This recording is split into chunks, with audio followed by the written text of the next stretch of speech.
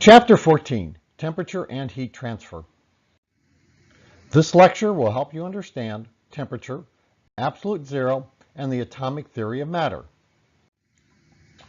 Temperature is a measure of how hot or cold something is.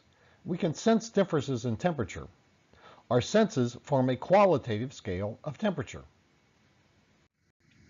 When looking at heated metals, dark red is relatively cold, while white is hot. The temperature of metals can be judged by their color.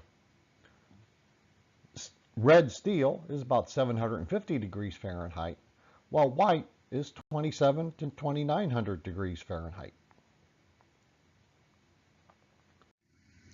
In a quantitative sense, temperature is what we measure with a thermometer. In a glass tube thermometer, such as the one shown, a small volume of liquid expands or contracts when placed in contact with a hot or cold object. The object's temperature is determined by the length of the column of liquid. This image shows some 17th century thermometers, many of which, like modern thermometers, contain colored alcohol. There are four main temperature scales we will use. The Celsius scale is named after Anders Celsius, where 0 degrees Celsius is used for freezing point of water and 100 degrees Celsius for the boiling point of water. The Fahrenheit scale is named after G.D. Fahrenheit, where 32 degrees Fahrenheit is used for the freezing point of water and 212 degrees Fahrenheit for the boiling point of water. The Kelvin scale is named after Lord Kelvin, where 273 Kelvin is used for the freezing point of water and 373 Kelvin for the boiling point of water. Absolute zero occurs at 0 Kelvin, or minus 273 degrees Celsius. A change of 1 Kelvin is the same as a change of 1 degree Celsius. The Rankine scale is named after William Rankine and is similar to the Fahrenheit scale. 492 degrees Rankine is the freezing point of water, and 672 degrees Rankine is the boiling point of water. 0 degrees Rankine is also absolute zero. A change of 1 degree Rankine is the same as a change of 1 degree Fahrenheit.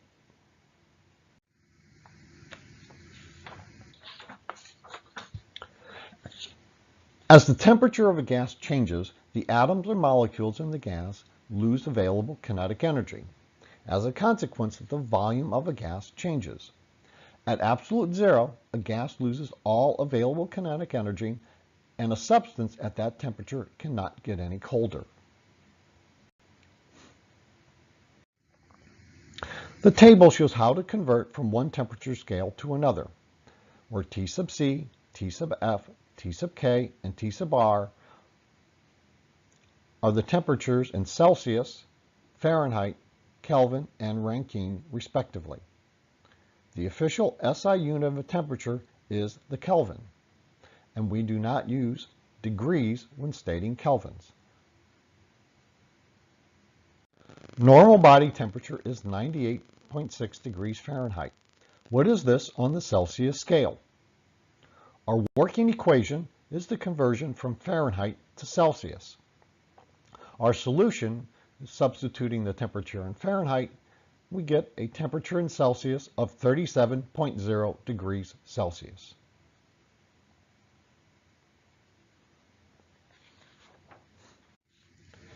Heat is a form of energy.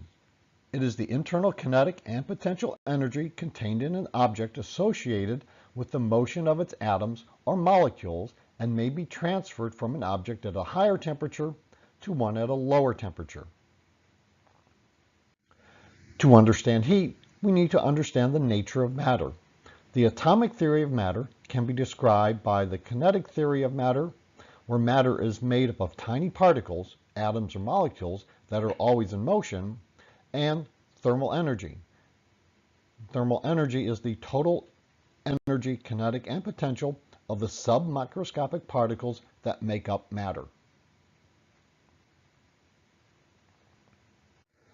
Temperature is a measure of the average thermal energy of the particles in a substance. Since it is an average measurement, it does not depend on the number of particles in an object. In that sense, it does not depend on the size of it. For example, the temperature of a small cup of boiling water is the same as the temperature of a large pot of boiling water, even if the large pot is much bigger than the cup and has millions and millions more water molecules. In 1827, while looking through a microscope at particles of pollen grains in water, the botanist Robert Brown noted that the particles moved through the water, but he was not able to determine the mechanism that caused this motion. The figure shows the path of a tiny particle, a pollen grain for example, suspended in water. The straight lines connected observed positions of the particle at equal time intervals. Albert Einstein published a paper in 1905 that explained in precise detail how the motion that Brown had observed was the result of the pollen being moved by collisions with individual water molecules. Einstein's explanation of Brownian motion served as definitive confirmation that atoms and molecules actually exist. In the atomic theory of matter, temperature is proportional to the average translational kinetic energy per particle in a substance. In a gas, the kinetic energy is how fast the gas particles are bouncing to and fro. In a liquid, the kinetic energy is how fast particles slide and jiggle past one another. In a solid, the kinetic energy is how fast particles move as they vibrate and jiggle in place. Kinetic energy can be described through translational, rotational, and vibrational motion. When two objects reach the same temperature, they reach thermal equilibrium, which means the two objects have the same average kinetic energy per particle. A gas is a system in which each molecule moves through space as a free, non-interacting particle until, on occasion, it collides with another molecule or with the walls of the container. A gas is a fluid, and it is highly compressible. In a gas, atoms are far apart and travel freely through space except for the occasional collisions. A liquid is nearly incompressible, meaning the molecules are about as close together as they can get. A liquid flows and deforms to fit the shape of its container, which tells us that molecules are free to move around. In a liquid, atoms are held close together by weak molecular bonds, but can slide around past each other. A solid is a rigid macroscopic system consisting of particles, like atoms, connected by spring-like molecular bonds. Each atom vibrates around an equilibrium position, but otherwise has a fixed position. In a solid, atoms vibrate around equilibrium positions.